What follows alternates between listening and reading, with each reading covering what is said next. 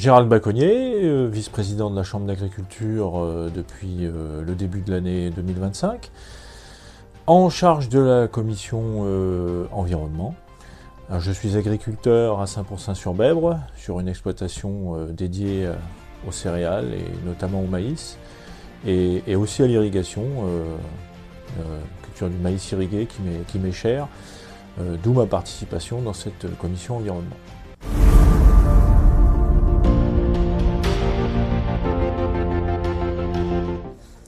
Alors la commission environnement, c'est une commission qui est importante. Elle regroupe 19 membres qui sont élus à la Chambre d'agriculture et dont je suis le président. On s'appuie sur 5 agents qui vont travailler sur des sujets sur l'eau, sur la biodiversité et aussi sur l'agriculture biologique. La commission environnement est surtout une commission qui s'appuie sur la réglementation.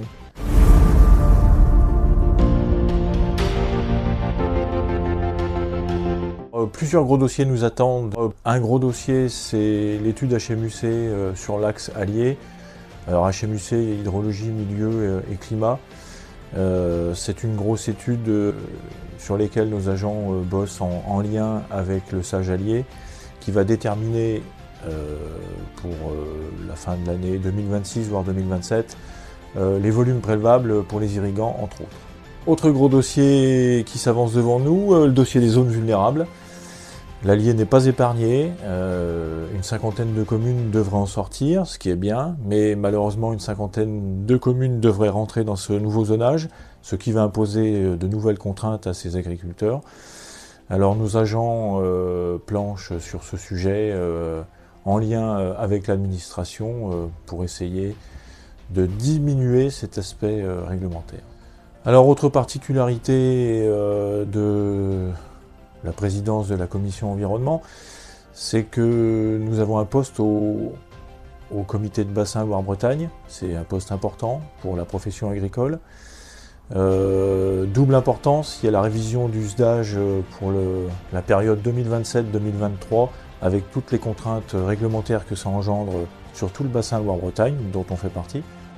Alors cette participation au comité de bassin nous donne aussi une place au comité de gestion des réservoirs de Naussac et Villeray, qui sont très importants pour l'irrigation, pas seulement du Val d'Allier, mais aussi du Val de Loire, puisqu'il régit toutes les restrictions possibles qu'on peut avoir en période d'étiage.